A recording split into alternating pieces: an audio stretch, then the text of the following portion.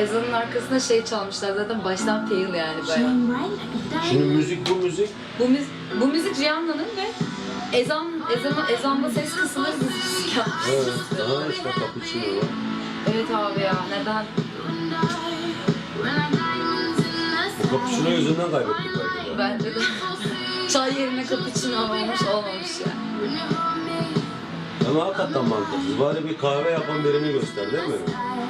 Yani Türk kültürünü Abi göstereceksin. Tayyip Erdoğan'ın nasıl bir Türkiye'ye özendiğini görüyoruz. Bak. Aynen öyle. Ticaret yani. Aynen. Simit de olsun.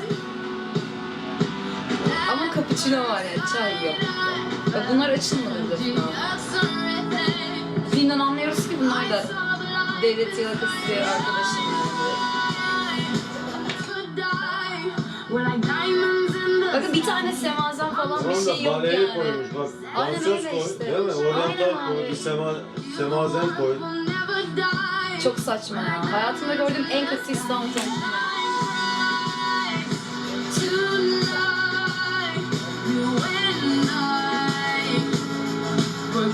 Hiçbir tane kurbanlı yok. Niye? Ülkede öyle bir insan yaşamıyor. Tabii canım. He? Görsünler işte yani ne kadar Bir tane türbanlı yok vay. Hiç yok şimdi İstanbul'daki. Only one baby, only one. Cappuccino ile bitecek, dikkatli izle.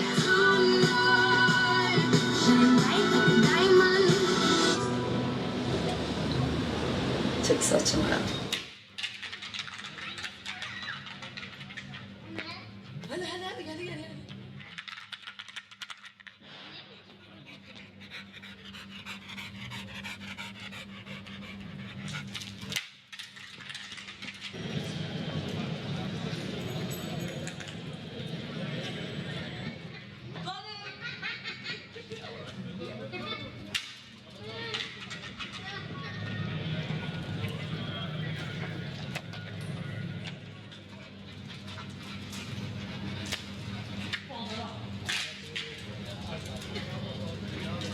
Ömrü tükettin, yazık ettin be Tayyip.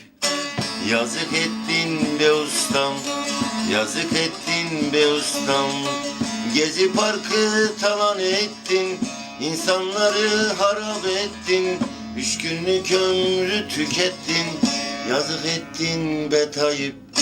Yazık ettin be ustam. Çok güzel.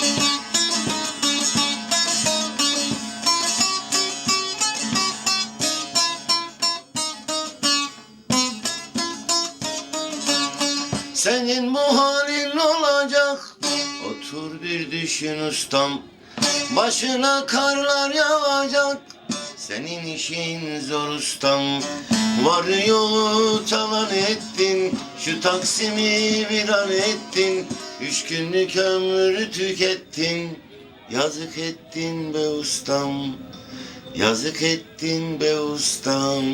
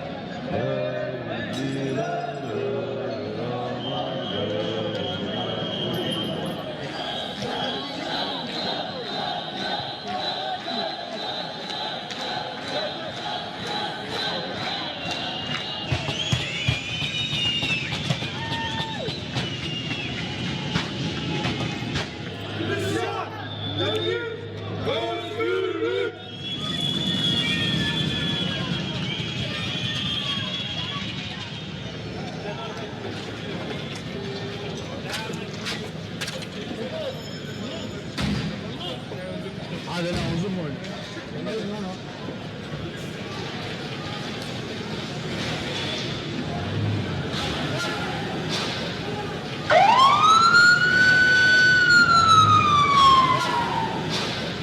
Kam. Buraya gelin buraya bak duvarın dibine gelin.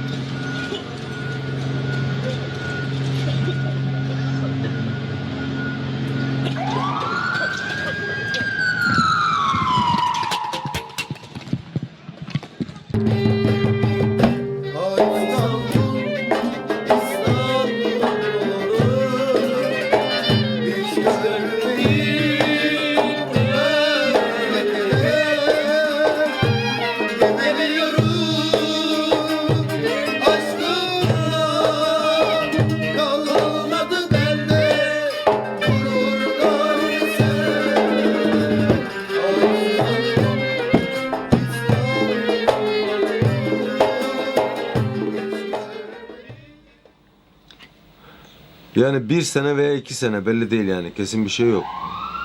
Ceza yatma ihtimalim var yani. Yani ne zaman neticelenir bu? Yani kesin ne zaman belli olur? Yani önümüzdeki ay belli olur mu? Kasım ayında. Ya şimdi Kasım ayı diyorsun, yani Aralık mı Kasım mı? Hangi ayda belli olur? Onu söyleyin siz bana.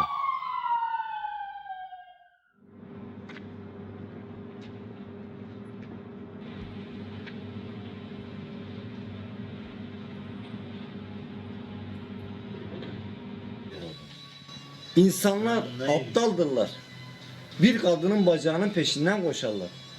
Bekleselerdi onlar zaten bir gün kendiliğinden geleceklerdi. İnsanlar aptaldırlar. Olmadık meyveye taş atarlar. Bekleselerdi, sabretselerdi o meyve zaten bir gün kendiliğinden düşeceklerdi. İnsanlar aptaldırlar be. O kadar aptaldırlar ki birbirlerini öldürdüler. Bekleselerdi, sabretselerdi o insanlar zaten bir gün kendiliğinden öleceklerdi. Bu Japoncadan Türkçe'ye çevrilmiş rahmetli Kubilay Güney abimin şiiridir. Yeter ki sen beni affet sevgilim. Yok bir tane ya. Başımızın tacı ya. Ben severim onu. Kim kötü derse bilemeyeceğim. Evet. Sen kötü der misin? Ben demem abi ya. Parçaya baksana ya.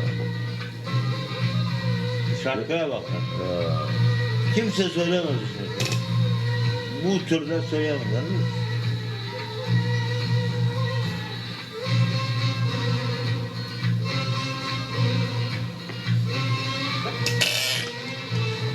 Osman Bey neredesin? Geliyor mu? Seni bekliyorum Osman. Ya geleceksin, arabanı koyacaksın, ondan sonra geleceksin, gideceğiz Osman. Bekleriz ya yarım saat ya.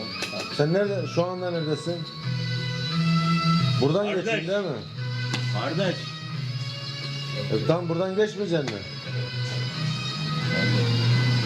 Mustafa da kardeş. Depoya gelince bir çaldır beni. Hadi.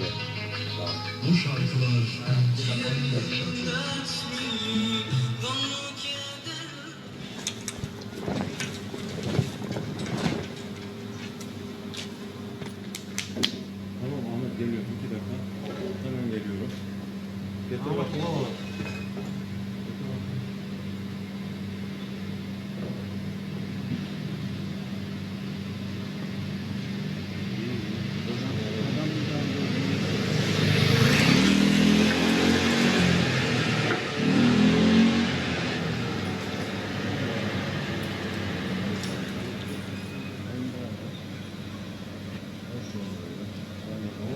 Eline koluna sağlık.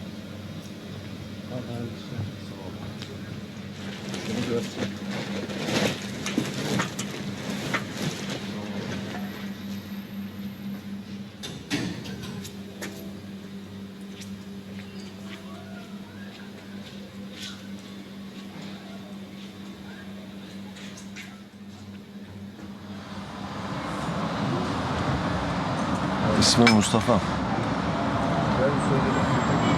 Yaptığım iş şu an için kağıt toplamak. Kağıt toplayıcı. Tabii ben İngilizce pepperman diyorum.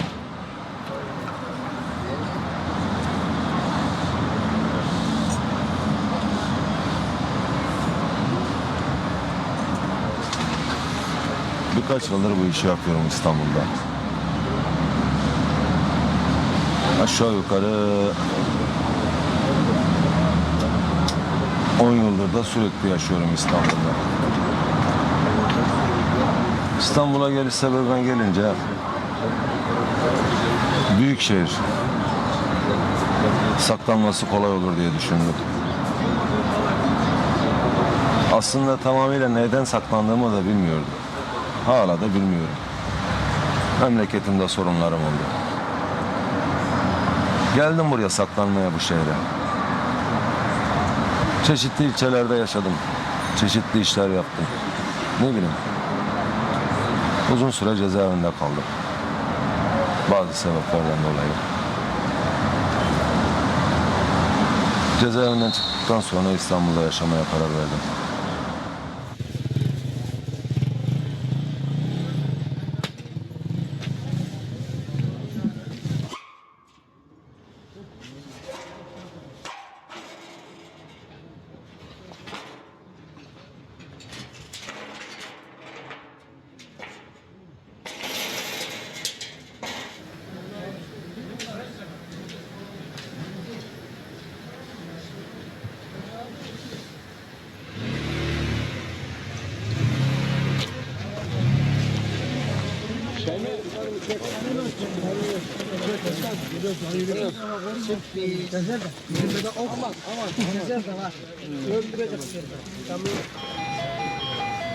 Gayet çalışıyor.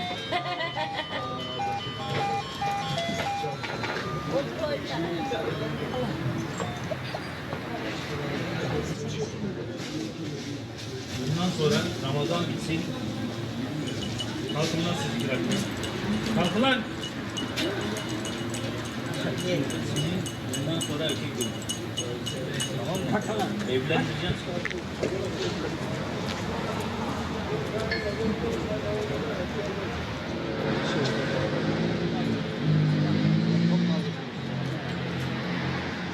Sonuna kadar atıyor mu o blok? Kamyonun sonuna kadar atıyor. Kamyon geç çıkıyor zaten. Tamam da sonuna kadar atıyor mu o? Viral mı? Yok, şu kadar bir yere açıyor.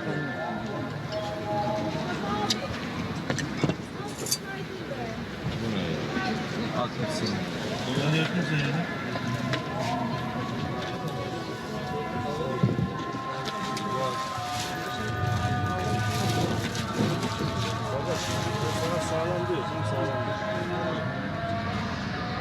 Tamam, şuna bakma bak, sabah sık ayakkabı. O ayakkabıyı veremem yani. Versen verirdim, veremem yani. Sen yabancı da değilsin. Ayakkabı sana 15 lira. Sana ha. Yok.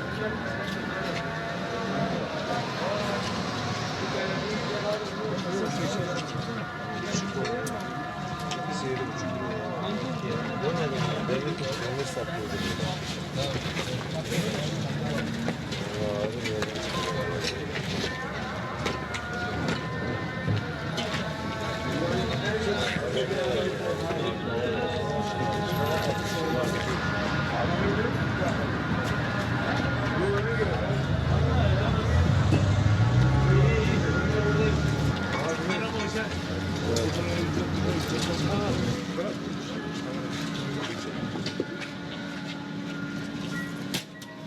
Ne yapıyor ya?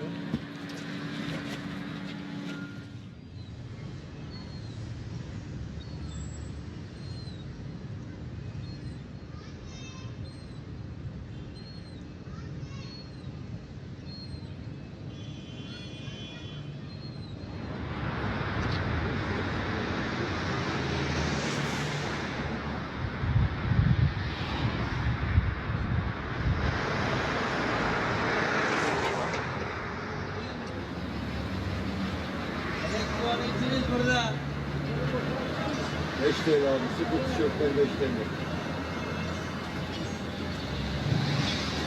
Var mı telefon iste telefon? Evet, telefon var abi, telefon. 3 tane dükkan var, yer yok. Dede pantolon 2.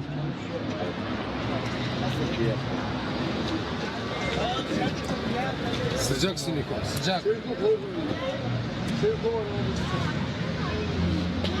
Sıcak, sıcak. Erir mi onlar? Sıcakta erir mi? O 40 derece sıcağa kadar 50 derece. Allah Allah. Onun tabancası mı var bir de? Tabancası yok, baktım. Saat kaç?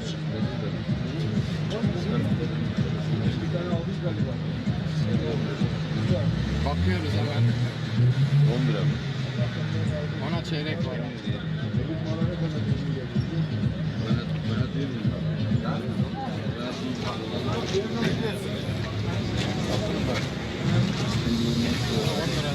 fighter, my friend, you. Early you fighter, really. I'm angry, very angry. 10 lira bak you have pick up.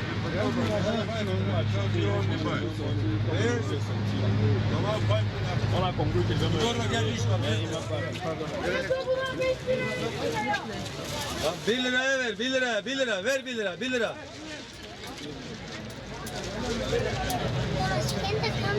Bir lira, ne alırsan 1 lira, her şey 1 lira. Abla vallahi bilmiyorum, bak oraya. Ben anlamam vallahi. Her şeyi 1 lira yaptık, evet, her şeyi 1 lira bu tezgahta. Ne alırsan 1 lira, ne alırsan 1 lira. Gel vatandaş.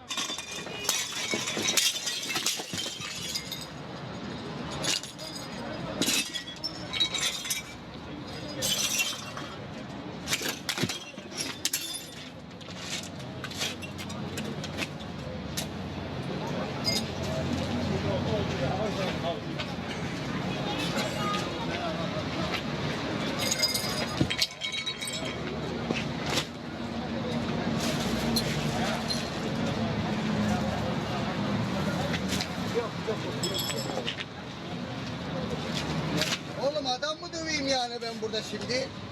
Ha? Bir terlik bulamadık, terliğin koptu. Bakıyorum tezgahı büyüttün ha. Şşş. Kardeş. Artık tezgah kuruyorsun. Yere koymuyorsun artık. Al onları al. Bırakma burada. Ben bir terlik bulamadım ha Mustafa. Terliğin koptu ya. Şimdi koptu ya. Hadi abi güzel şeyler var bak bedava güzel şeyler var işlerinde. Kazaklar var, montlar var. Bunlar...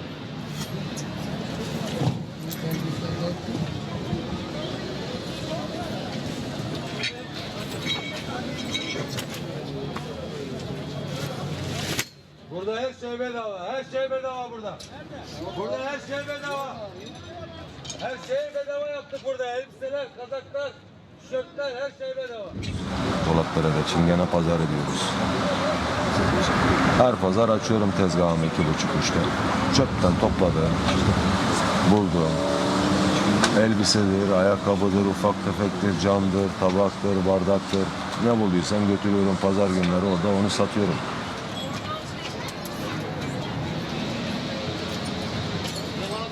Her şey bedava burada. Her şey bedava.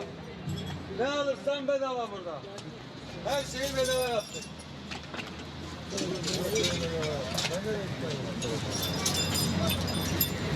Her şeyi bedava yaptık burada. Buyurun.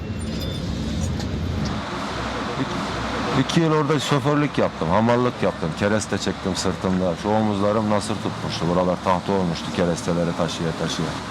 Fakat gene de kimseye açıp bir şey söylemedim. Ne aileme, ne babama, ne anneme, ne çocuklarıma. Onlar her zaman beni burada refah içerisinde zannediyorlar. Çünkü biliyorlardı her zaman belli bir miktarda param olduğunu. Onlar beni refah içinde yaşadığımı zannediyorlardı ama ben hiçbir zaman zor durumda olmadım çok şükür. Ama hiçbir zaman da onlara açıp da bir şey demedim yani. İşte her zaman sorduklarında iyiyim, işte işim güzel, şöyledir, böyledir.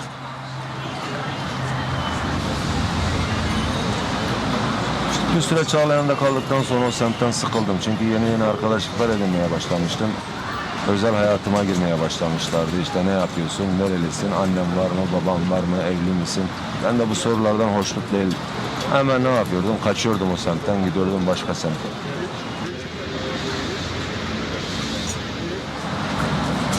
En son Tarlabaşı'nı seçtim. Çünkü Tarlabaşı benim için ne bileyim bir kamuflajdı, bir saklanma yeriydi. Kimse kimseye bir şey sormuyordu. Ne bileyim dedim burada yaşamak belki daha kolay olur. Seviyorum yani bu semti seviyorum, Tarlabaşı'nı seviyorum, İstanbul'u seviyorum. Başka bir şehirde yaşamak istemiyorum.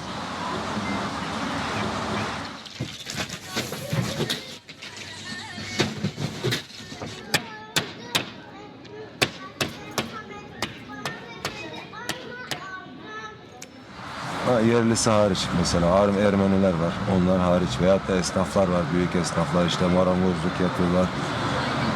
Bunlar hariç fakat bizim türde iş yapanlar işte kağıt toplamak, pilav satmak, su satmak veya ne bileyim kettle'da çay satmak. Bu tür iş yapan insanlarda büyük bir çoğunluğu bir şeylerden saklanıyor. Tarla başı saklanılacak bir yer.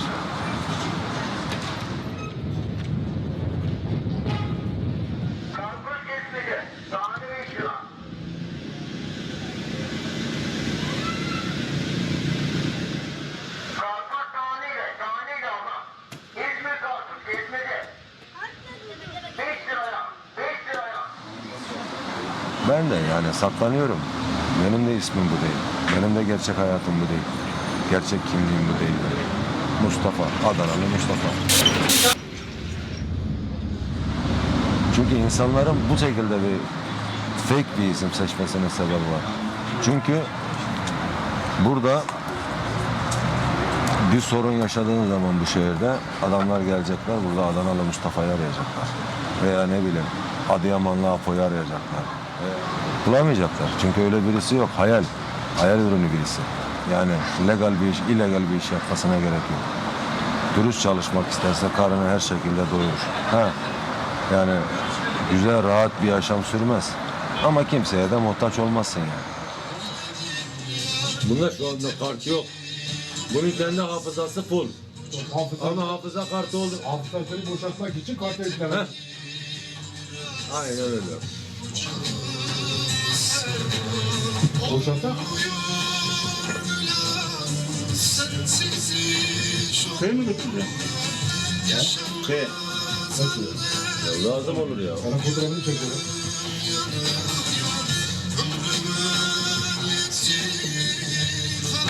Ya oğlum, şöyle birlikte bak, fotoğrafını çekelim. Acayip sıcak ya. Ne? Bir saat yattım var ya. Bunların bir de radyoları var. Bir saat yattım şimdi biter. Ya sen de diyorsun ha sıcak Su olsun. içmekten oluyor.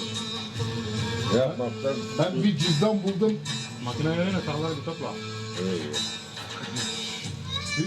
Bir cüzdan buldum, içi dolu kan. Tarla başını seviyorum çünkü insanlar farklı. İnsanlar senin özeline fazla girmiyorlar. Senin ne olduğuna bakmıyorlar. Yaptığın işe bakıyorlar. Bu Mustafa, Adanalı Mustafa ne iş yapıyor? Kağıt topluyor. Tamam, bir şey olmaz, bir sıkıntı olmaz. Ben bu işi seviyorum, evet. Her ne kadar pis bir iş de olsa. Tabii. Neticede bu iş, biz zurnanın zırt deliği diyoruz. Şimdi zurna var bizde. Zurnanın en son deliği zırt deliğidir. Zırt diye bir ses çıkarır. Bu iş yapılacak en son iş. Yani en pis iş. Bu işin altında başka hiçbir iş yok. Yani çünkü çöpün içindesin. Çöpten geçiniyorsun.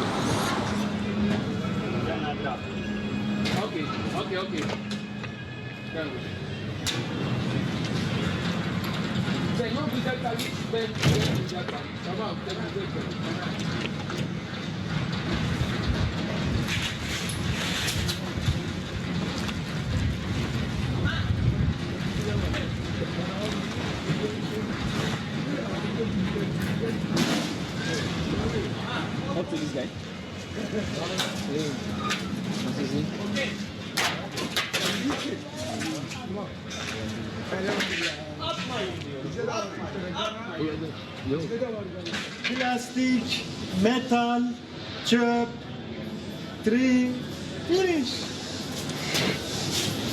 Bu da alüminyum. Sevimli bir iş mi? Yok. Güzel bir iş mi? Yok.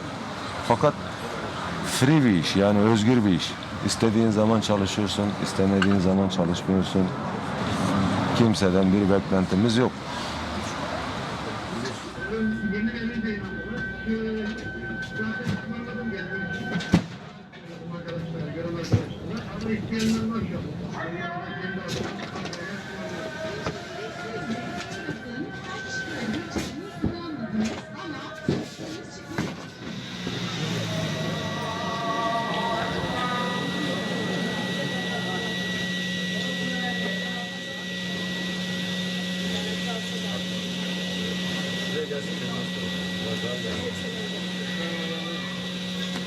Mehmet abi fotoğrafın da yakışıyor maşallah ha. Dora göz için gene aşık oldum ben sana.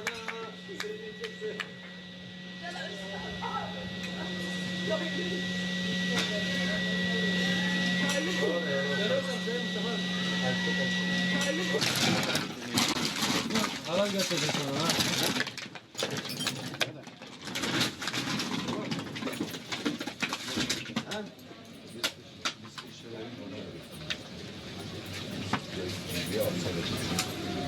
Bu bıçak fazla mı? Alıyorum yanımda lazımsam. Bıçağın var mı? Yok. Bu da diyor ben iş alıyorum onu. Lazımsa alıyorum. Yok yanına alıyor, iş alıyorsan al. Güzel bıçak da bana da ben de iş alıyorum böyle. Çünkü gece biri çıkıyor karşıma. Sana mı oldu? Yol mu kesiyorlar? Yok daha bugüne kadar kimse benim yoluma Ben de çıkamadı. gelmedim. Ben ama taşıyorum yanımda yalan yok.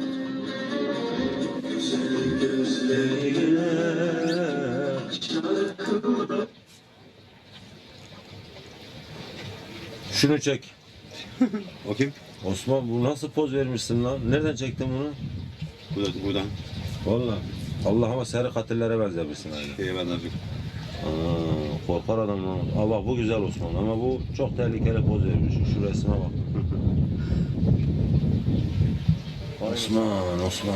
Ferdi babamız. Vay be. Öldü değil mi bu? Ölmedi mi Ferdi abi?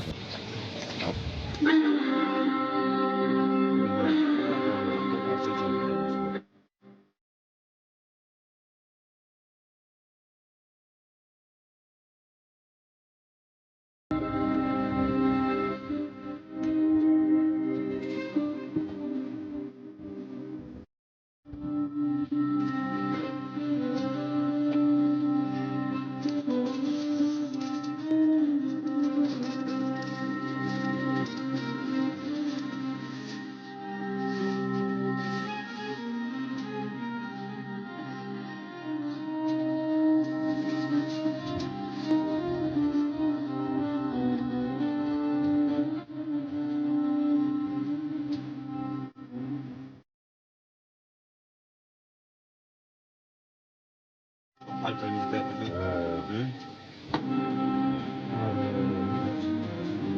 Ne sevdin kardeşim? Bu da güncel bayrak.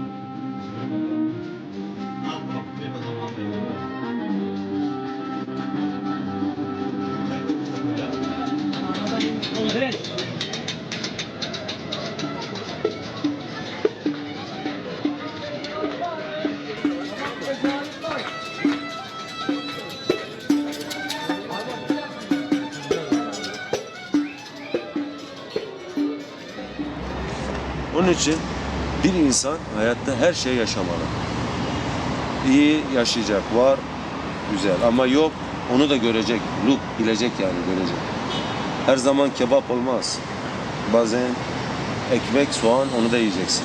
Çünkü ne zaman ekmek, soğan yedin, o zaman kebap kıymet bileceksin. Yahut da ne zaman güzel su yok her zaman. Not very beautiful water. Sometimes suyu çeşme içeceksin. İşte çöpe gitti, parkta yattım. Şimdi mesela bir odada yatıyorum, küçük bir odada değil mi? Depoda da yattım Bodrum'da. Ha, şimdi ben bu odada yaşıyorum, ben memnunum. Niye? Çünkü daha evvel ben daha pis yerde yattım.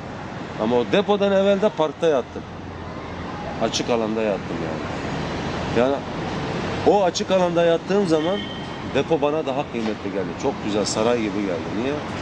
Yani insan kötüyü görecek, yaşayacak ki iyinin kıymetini bilsin. Var arkadaş bazen oluyor kötü arkadaş ama iyi o lazım, kötü arkadaş da lazım.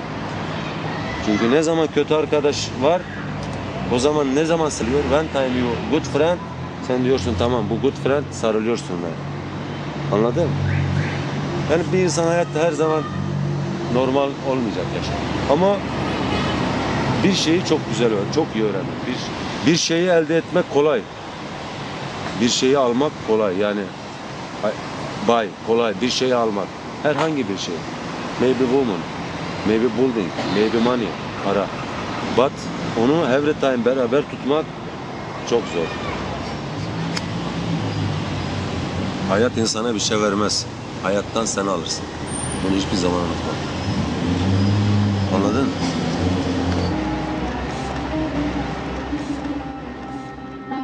Çok kaliteli müzik de yapacağız.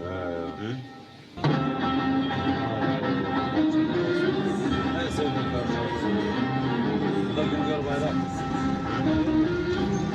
bak, biraz da onu koyacağız. Meyve bu da böyle. Bir en az bir yan çayını satıyor.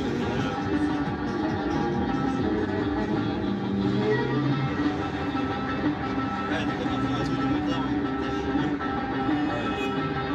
Kabul edeceğim, haydi. Buranın fazlası. Buranın da sararlar ama bunu daha çok seviyorum.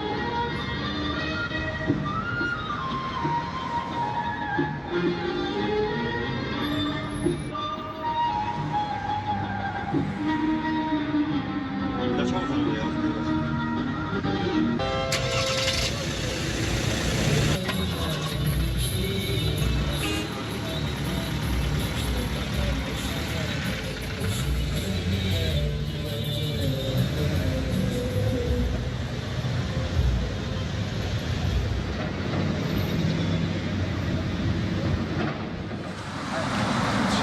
Yani bu ülkede yaşamak, tarla başında yaşamak gerçekten zor. Çünkü insanların yaşam alanlarını kısalttılar. Özellikle tarla başında. Şimdi yapıyoruz mesela tarla başı. İnsanlar yaşıyordu tarla başında. Niye? İstanbul'un göbeğiydi. Binalar eskiydi, bakımsızdı. Çok ucuza oturuyorlardı. Yıkıyor, tekrar yine yapıyor. Niye? Burada rant var, para var. Tarla başı çok güzel değil yoksa. Şimdi binaları yıkıyorlar. Neymiş? Yenilemeymiş. Ne yeniliyorsun sen? Yenileyip ne yapacaksın yani? Ama amaç yenilemek değil ki. Amaç para kazanmak.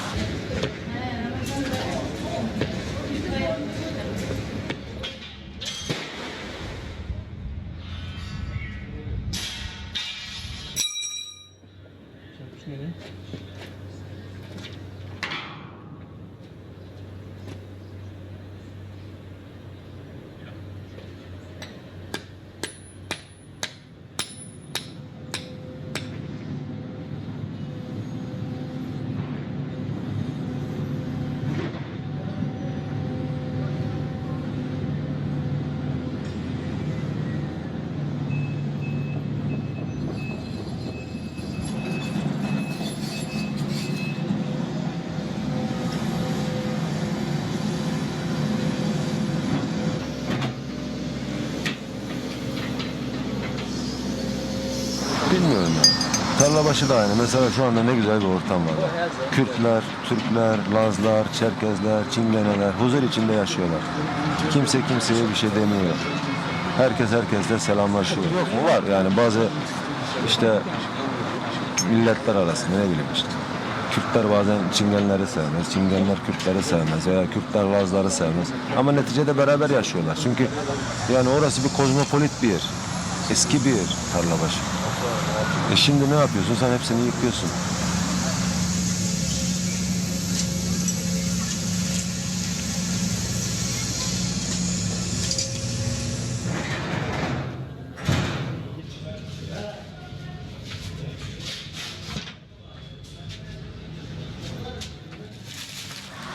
Yalnız yaşıyorum. Küçük bir odam var. 2 metreye 2 metre.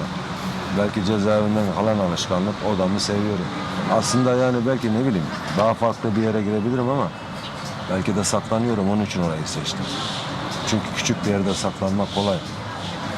Büyük bir yer olduğu zaman açığa çıkarsın. Diyelim ki güzel bir yer tutmak istiyorsun. Gerçek kimliğin ortaya çıkmak zorunda. Veya bir iş yapmak istiyorsun. Legal bir iş yapmak istiyorsun. Gene gerçek kimliğin ortaya çıkıyor.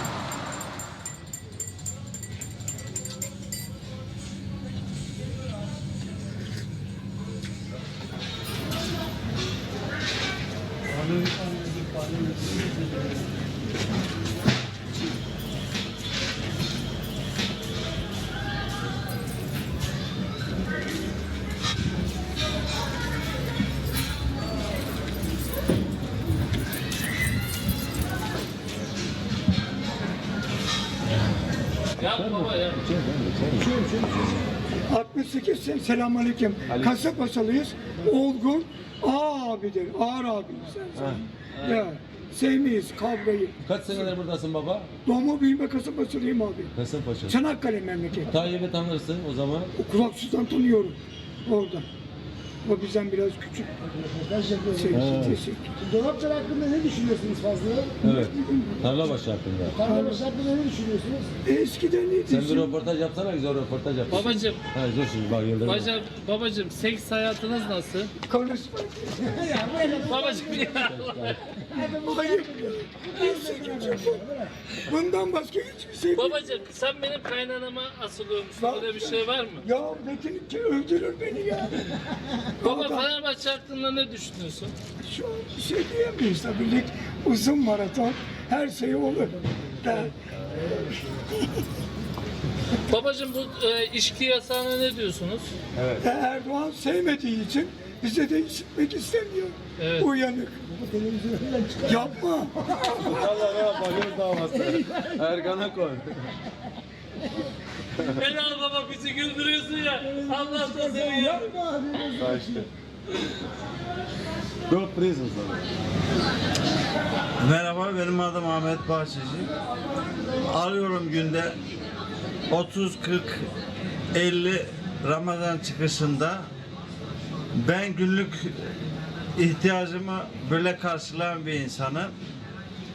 Tek başıma yaşıyorum. Hayatımı böyle geçindiriyorum. Dünyada başka bir yaşantım yoktur. Eğer ki yurt dışında bayanlar var ise bana talep olmasını isteyen bir gençim.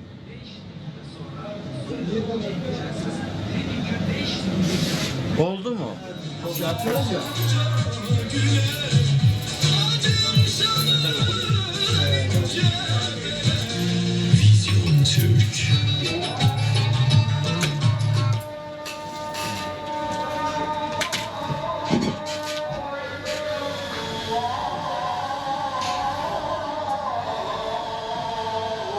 İlla senin kız mı erkek mi çocuk?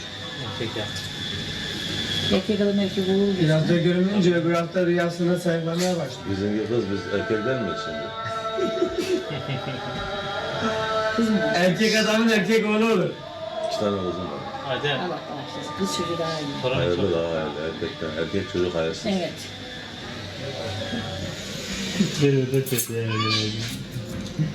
Zaten o kayıtları açığa veremezler çünkü o şeyi alamayan kayıtlar, anladın mı? Şekil almayan kayıtlar, onları veremezler. Gizli kayıt bunlar.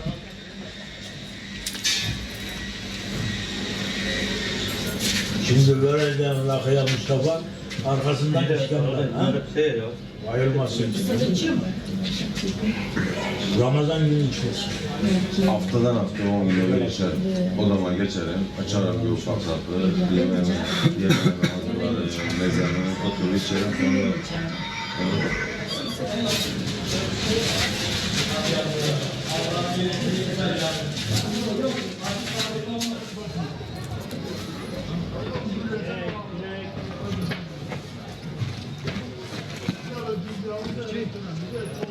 Sonra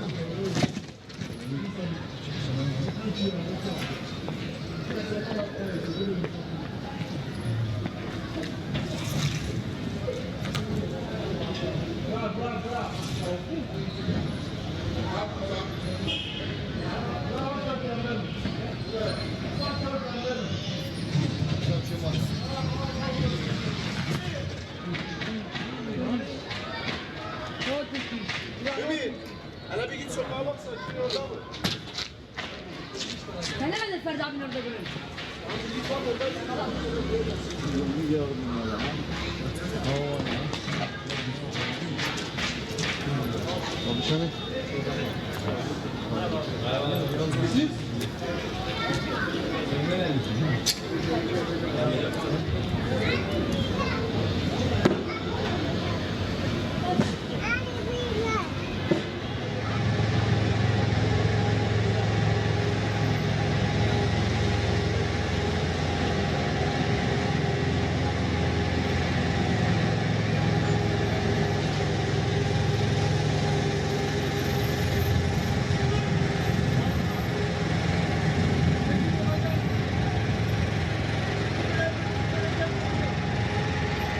Evet, Türkçe Kur'an-ı Kerim'i hediye olarak dağıtıyoruz. Buyurun. Kur'an-ı Kerim buyurun. Evet, Türkçe Kur'an-ı Kerim getirdik. Ramazan'da hediye olarak Sessiz Türkçe Kur'an-ı Kerim buyurun.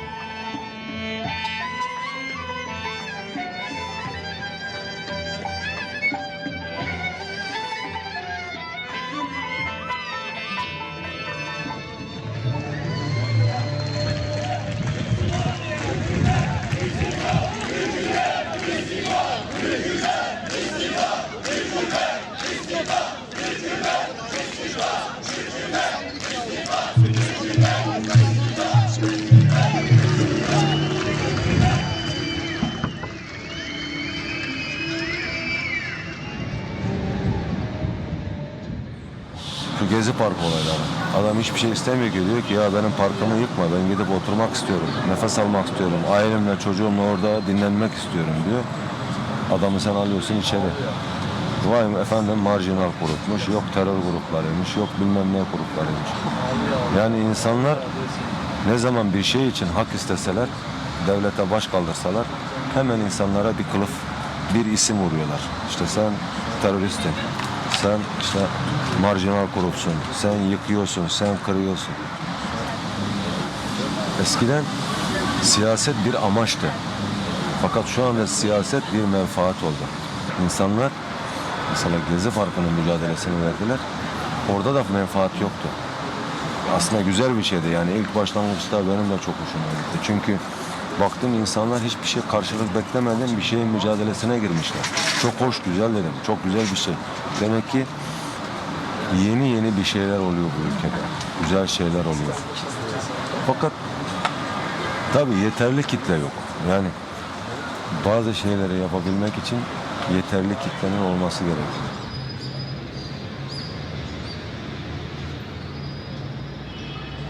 Tarla başında da mesela istese insanlar mücadelesini verse orada bir yıkım yapamazlar. Hadi sen çık diyelim ki 2 tane aile binanın başına çıksın gelsin yıksın bakayım. Yıkamazlar. Durdurmak zorundalar. Fakat orada insanlar anlamadığım şu yani bir şeyin mücadelesini vermiyorlar. Niye vermediklerini de onun da anlamıyorum. Bazen düşünüyorum ya bu insanları yerinde ne diyorsun sen? Niye sen bunun mücadelesini vermiyorsun? Bilmiyorum ben istiyorum yani bir şeyler olsun. İnsanlar bunun mücadelesini versin. Yıkımlar dursun.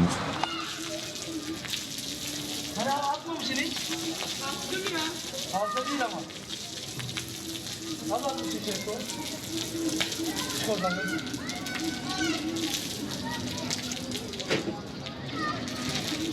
Kemal o çocuğu da al onu kenara. Al onu çek, doğru söylüyor.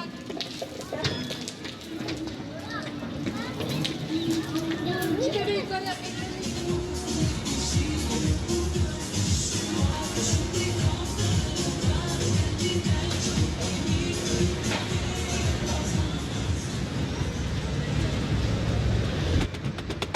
Nereler ağlıyor yarim, çağlar olmuşum.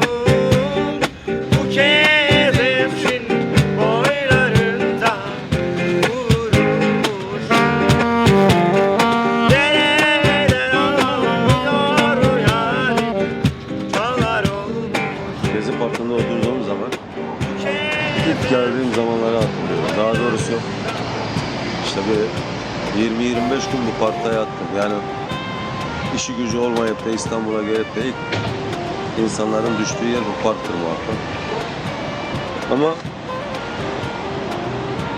yatması güzeldi. Yani nasıldı? Serindi. İşte yıldızları seyrediyordum. Açıktı. Ama sabahları sorundu işte. Aklıma geldikçe hala geliyorum. Çünkü Her sabah parkı suluyordu. Sulamacı geliyordu. İşte bütün parkı suluyordu. Tabii parkta bir sürü insan yatıyor. En az 30-40 kişi. Adam korkuyordu tabii. Herkese gelip bir şey söyleyemiyordu. Yani dürtemiyordu. Haydi kalk, kalk, kalk diye. Bağırıyordu. Sulama var, sulama var, sulama var. Taksim'de dolaşıyordum Beyoğlu'nda. Baktım herkes bir şeyler topluyor. İşte bira kutusu topluyor, kola kutusu topluyor, pet plastik topluyor. Ben dedim ki bir iş yapayım dedim, bir şey toplayayım. Ben de aldım elime bir poşet. Başladım bira kutusu toplamaya. Sordum önce tabii bunun kilosu kaç paradır, kime veriyorsun, kim satın alıyor. Dediler ki 1,5 liraya, 2 liraya, işte aşağıda tarla başında yerler var, depolar var. Bunları alırlar, değerlendirirsin. Ya ilk zaman zor geldi, ilk gün çok zor geldi. Çünkü milletin ayaklarının altından kutu topluyordum. Daha evvel ben görüyordum bu işi yapan insanları. Onlar da aynı şeyi yapıyordu. İşte biz atıyorduk bir kutuyu bir yere, o gelip topluyordu. Ya da ne bileyim, bir şey atıyorduk, bir plastik gelip alıyordu önümüzden. Ya da ne bileyim bir sigara ver diyordu, sinyal yapıyordu. Çıkarıp veriyorduk. İlk zamanlar bana da zor geldi yani insanların ayaklarının altından İstiklal Caddesi gibi bir caddeden yani beynelminel bir caddeden kutu toplamak. Acaba bir tanıdık birisiyle karşılaşırız da bizi tanır mı korkusuyla yavaş yavaş başladık. İlk birkaç gün kutu topladım sadece. İşte günde 3 kilo, 5 kilo, 6 kilo. Baktım hoşuma da gitti, güzel de para kazanıyorum. Baktım herkes araba taşıyor, çek var sırtlarında. Baktım daha fazla mal topluyorlar. Gittim depocunun birine dedim ya dedim ben de bu işi yapacağım dedim. Arabayı nereden alırım dedim. Dedi ki git küçük pazarda araba var. Almana da lüzum yok dedim. Malı bana getirirsen vereyim sana bir araba.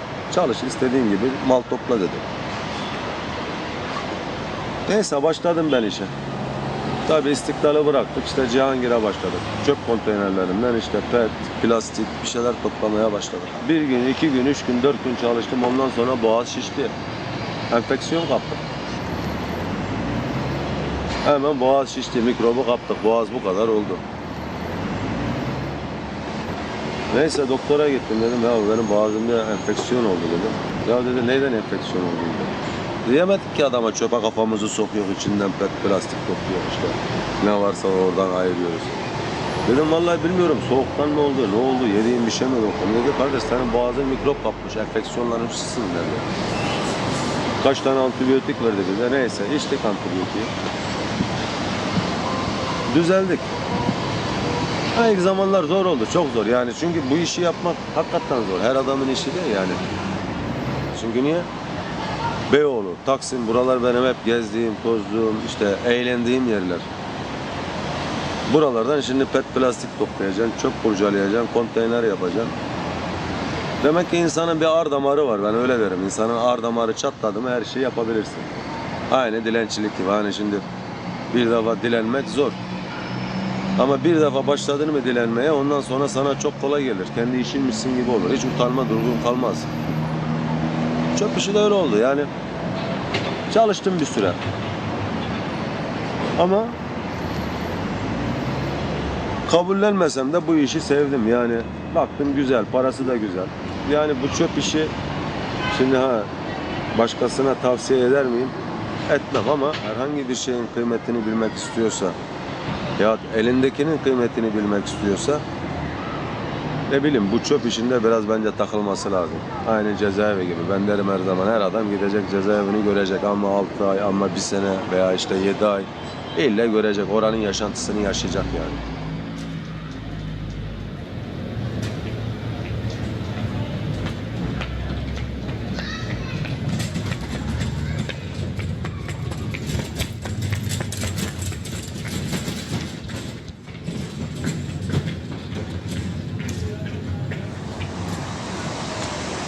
Çok mutsuz değilim. Yani niye? Çünkü hep bildiğim yerlerde. Hatta bazen ne bileyim gülüyordum mesela. Zaman zaman İstiklal'de gidiyordum Taksim Meydanı'nda. İşte The Marmara'nın oradaki konteynere gidiyordum. Çöpünü alıyordum. Veyahut da The Marmara'nın önüne geçiyordum, oturuyordum. Çünkü bu The Marmara Otel'in bende çok mazisi, hikayesi var. Çok güzel günlerim geçti burada. Şimdi burada bir gecede işte 10 lira kazanacağım diye veya 30 lira para kazanacağım diye 2 saat, 3 saat çöp topluyordum. Ama şimdi bu Marmara Oteli'nin bakıyorum şöyle çatısına bakıyordum. En üst katta Topkapı Palas var. Topkapı Palas'a giriyordum, günlük kiralıyordum. Kaç para? 700 dolar. 700 dolar işte ben çöpte kaç günde kazanacağım? Bir ay çalışacağım, belki kazanacağım, belki kazanmayacağım. Kendi kendime gülüyordum yani. Böyle dalıp gidiyordum. Hala bazen işte oturduğum zaman oturuyorum burada. Ya ne bileyim Gezi Park'a oturduğum zaman da Marmara'ya bakıyorum. İşte çıkıyordum. Ne bileyim iniyordum. İşte 200 liralık 300 liralık oda var kalmıyordu. Ben üste çıkıyordum. Neymiş? Boğaz'a manzaraya Bosporus'a bakacakmışım. Boğaz'ı seyredecekmişim. Ya bunları yaşadım. Şimdi de çöpü yaşadım. Riskli iş de var. Yok değil yani. Kısa zamanda çok para getirecek işler var. Var çevremiz. Teklif ediyorlar gel şunu yapalım, bunu yapalım, bunu yapalım ama ne bileyim çok parada gözüm yok. Doğrusunu söylemek gerekirse. Günlük nafakamız yaşıyor. Kendi ihtiyaçlarımızı karşılayalım. Çünkü çok parayı da gördük. Çok parayı da gördük. Sapıttık işte. Git Marmara'da kal. İşte orada git. Gece kulübüne git. Sortiye git. Bilmem nereye git. Mavi yeşile git. Karnın doyacak. Git bir yerde de dolu. Bir köfte ekmek de yesen karnın doyar. Yok biz gideceğiz. Parayı bulduk ya. Güzel bir yerde yiyeceğiz. İçeceğiz. Eğleneceğiz. Yani demek istediğim şu. Çünkü insan kader diye bir şey var. Kader. Hani işte kaderimde bu vardı yaşadım. Hiç alakası yok. İnsan kaderini kendisi yapar. Kendisi çizer. Yok Allah dedi ki bana kaderim bu. Sen işte cezaevine gideceksin. Bunu yapacaksın. Yolda yürürken öleceksin. Şunu yapacaksın. Dükkan açacaksın. Hiç alakası yok. Kaderi insan kendi yaratır. Çünkü Allah sana akıl vermiş. İstediğin şekle çevirebilirsin. İyi de olabilirsin, kötü de olabilirsin. İyi işte yapabilirsin, kötü işte yapabilirsin. Ben adam öldürdüm, kader vardı, öldürdüm, kader oldu. Kaderimde bu vardı. Ya da ne bileyim, hırsızlık yaptım, işte benim kaderimde hırsızlık yapmak vardı. Yok öyle bir şey. Allah sana demedi ki gel adam öldür, yat git hırsızlık yap, yat git başka bir şey yap. Ya ben de ona inanıyorum. Yani insan kendi kaderini kendisi yönlendirir. Kader diye bir şey yok. Çünkü aklımız var. Bize akıl vermiş. Benim de yanlışlarım oldu. Çok olmadı değil yani. Ben de çok hata yaptım. Ama artık yapmak istemiyorum. Yeni bir hayata başlamak istiyorum.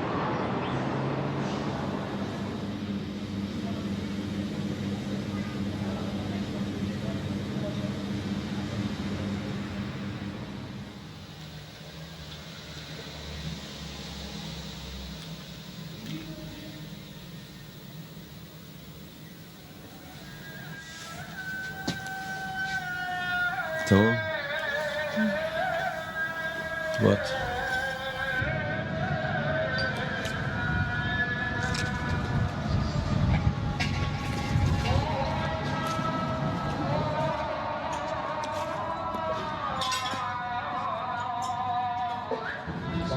Yapılacaksın amına koyayım. Yapılacaksın.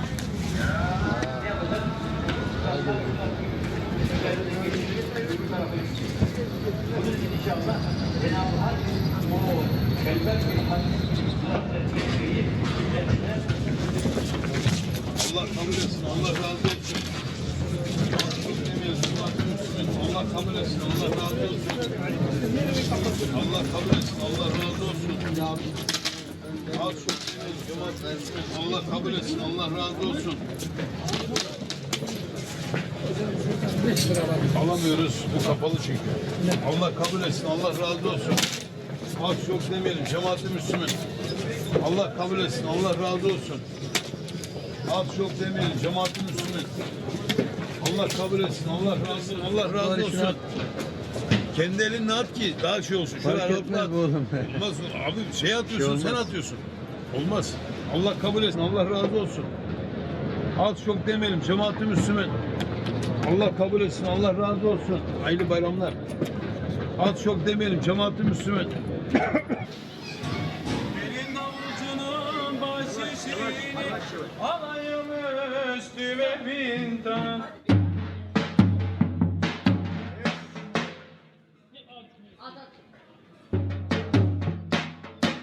Öteleri gezdim geldim, İnci mercan dizdim geldim. Güller gibi gülüp öldüm, bahşişimi almaya geldim.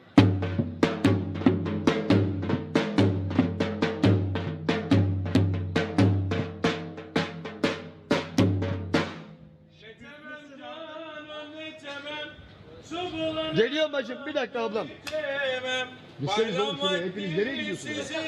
Bak, bak. Uğramadan geçemem.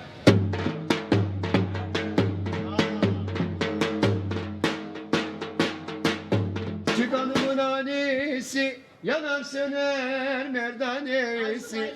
Küçük hanımı da sorarsanız, mahallenin bir tanesi. Aysun. Gördün mü, iş işten geçtikten sonra Beni Aysun. sarsın başına, turnalar çeksin kaşına. Allah uzun ömür versin, Aysun Hanım'ın genç yaşına. Bunu verelim, oruçlarımız kabul olsun. Allah kabul etsin. Vur.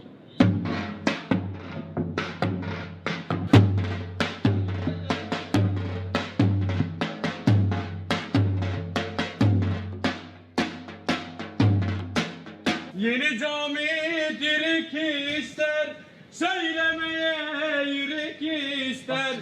Benim karnım toktur ama davulcunuz bahşiş ister.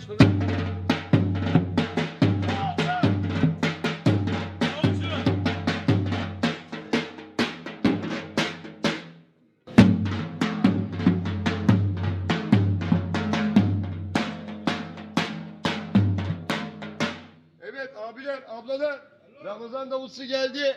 Zekatlarımızı verelim. Allah kabul etsin. Oruçlarımız daim olsun. Topla. Toplayın. Allah size nasip etsin. Kabe'de kurban kesersin.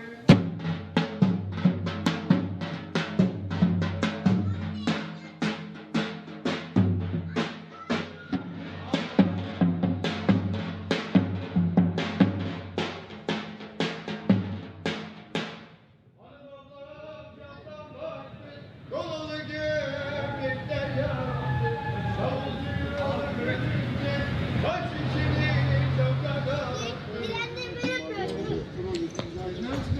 Yusuf baba. Yusuf baba. Hocam ne çıkalım? 3 saniye mi? 1 mi? 3 2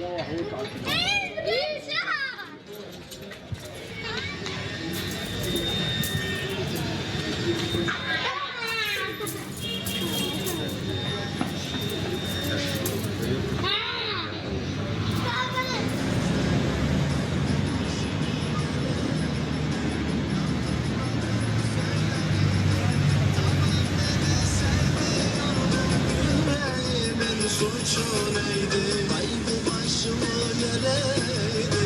Yaptıkların söyle neydi? Tamam beni sevmiyordun, yüreğimin suçu neydi?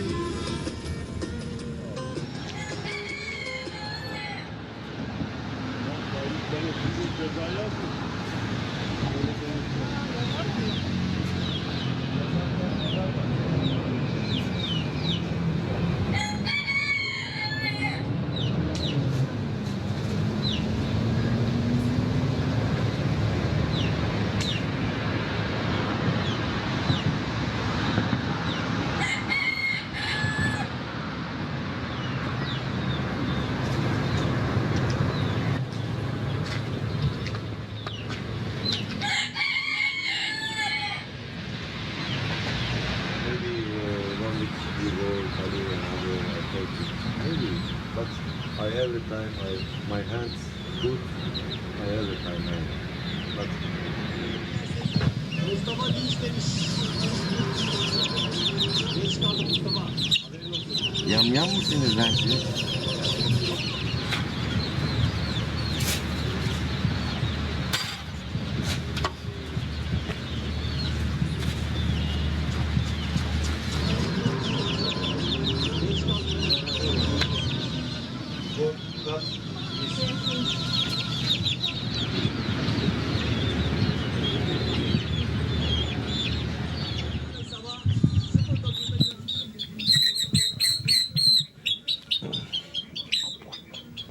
istiyorsun sen? Çık çık çık çık çık. Ne istiyorsun?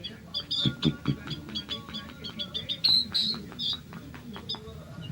Ne oldu?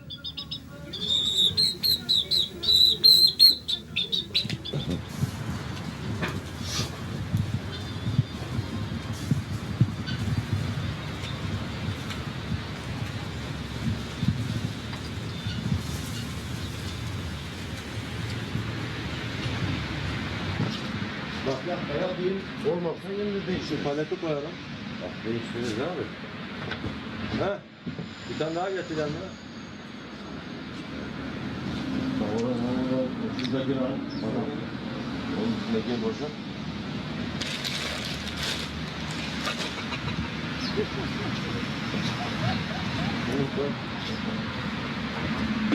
He? Bir tane daha olsa benim oturduğum nerede? Bir tane daha şey olmaz bak. Şöyle yakınlaşırız o zaman. Bir de üstüne koyacağız ya. Sofra koyacağız. Üstüne koyacağız. İşte bir tane daha olsa tam iyi olur. Tamam bunu var işte o zaman. Onun için nasıl?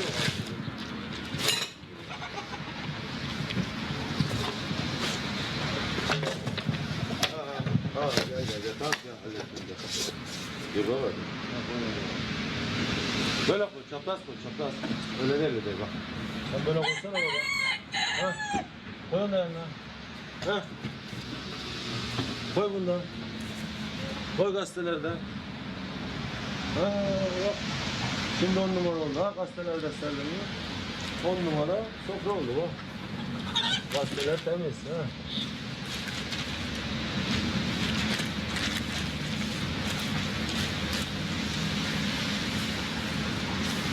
Tamam. Evet. Tamam. Onu yeter. Yeter. Kenarına oturamam ama. Gerek yok. Yeter diyorum. Yeter onu hiç karıştırma bak. Orası tamam. Onu karıştırma tamam. Heh. Tamam onu karıştırma baba. Olmaz. Tamam mı be? Heh. Tamam. Masa kuruldu gitti. Tamam masa 10 numara masa oldu işte bak. Şurada da oturacağız şimdi.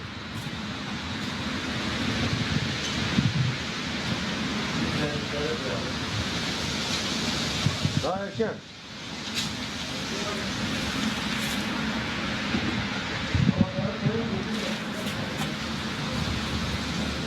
Al sana 200.000 dolar. Canlı. He. Tamam mı? Tamam. Konuşuyoruz. Konu bu. Tamam anladım. Ona göre yani. Başladı şimdi kamera. Şimdi başladı mı? Start. Okay. Start. Evet. Evet birader hoş geldin. Selamünaleyküm. Ne olur oğlum. Sağ ol. Nasılsın? İyisin? Sen nasılsın? Hayırdır? Valla biraz mal var. Evet. Uyarsa sana vereyim anlaşalım. Alalım. Anlaşalım. Evet. İşler nasıl şu an? İşler fena değil. Zayıf. Çok Zayıf. iyi değil ha. Evet. Tamam kardeşim anlaşalım. Sana ne lazım? Bana para lazım. Ne kadar? 50 bin, 100 bin, 200 bin. Net ne kadar lazım? Ona göre bakalım. Ya sen alacaksan malı ona göre konuşuruz. Alırız neden almayalım? Bizim işimize lazımsa niye almayalım? Alkol var bende. Viski var. Evet. 100 kasa. 200 kasa, 300 kasa. Jack Daniels, GB, Absolut. Temin edelim diyorsun. Tamam, ben veririm. Ha. Tamam kardeşim yapalım bir anlaşma. Getir bakayım şöyle getireceğim.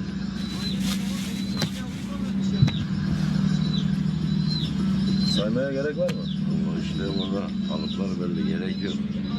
Atacaksın şimdi torbaya tekrar. Ama bunlarda Bion sonrası var. Ya sen oraları gösterme şimdi bak. Biz teknolojiye bir karşılar reklam şey yapayım. Burada 30 bin var. Kaç para? 300.000 dolar bir bak. 30 bin burada var. Bu 10 bin. 10.000. 20 bin. 30 bin dolar. Yeter mi? 50 mi istiyorsun? Evet. Al sana 50 bin dolar. 50 bin dolar. Bu kaç para? O da 100 bin. Bu da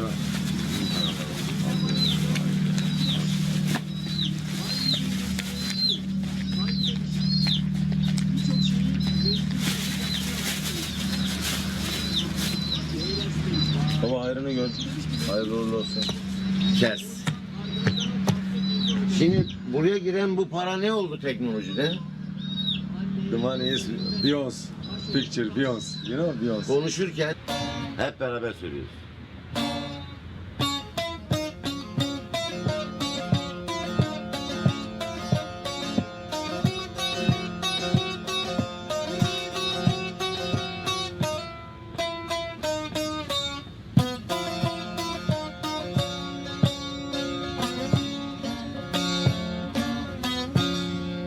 Eğri yol doğru yol derken, şaşırma doğru giderken, 3 kuruşluk keyfin varken dur kendine gel ustam, dur kendine gel ustam.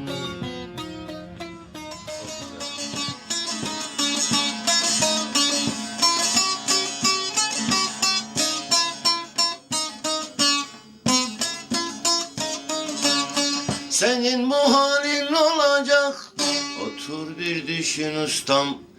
Başına karlar yağacak, senin işin zor ustam. Var yolu talan ettin, şu Taksim'i viran ettin. 3 günlük ömrü tükettin, yazık ettin be ustam. Yazık ettin be ustam.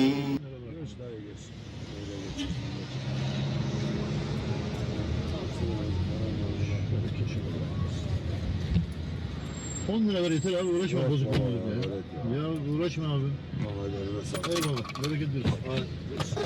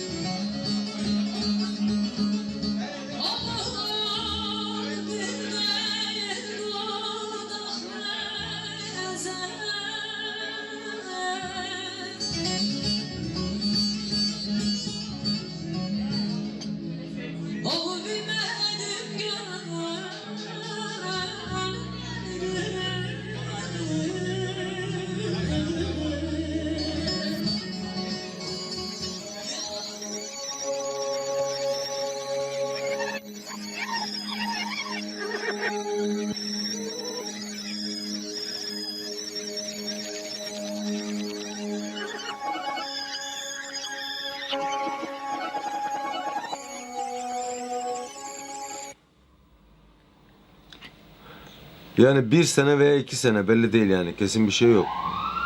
Ceza yatma ihtimalim var yani. Yani ne zaman neticelenir bu? Yani kesin ne zaman belli olur?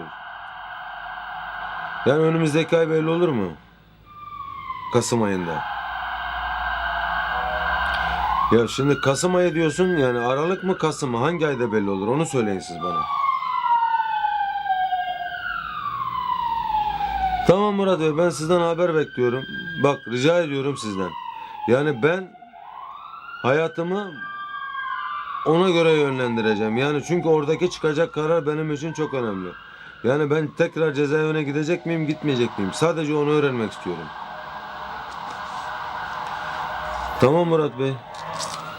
Siz ne zaman bilgi verirsiniz bana? Önümüzdeki ay. Tamam Murat Bey, peki. Peki, teşekkür ediyorum. Tamam. Kendinize iyi bakın, hadi. Hoşça kalın. İyi akşamlar.